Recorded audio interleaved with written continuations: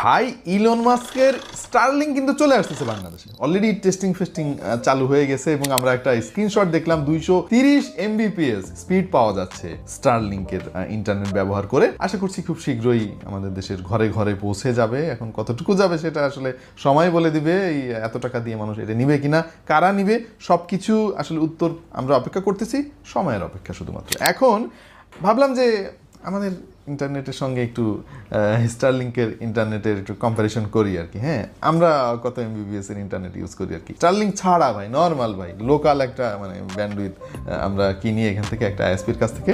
So চলেন আমরা একটু টেস্ট করি। এই জন্য আমরা যাচ্ছি গুগল ফাইবারে। সো আমরা এখনই টেস্ট শুরু করবো। Ready steady go.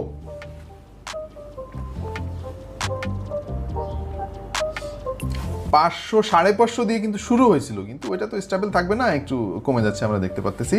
499-তে এখনো আছে, 97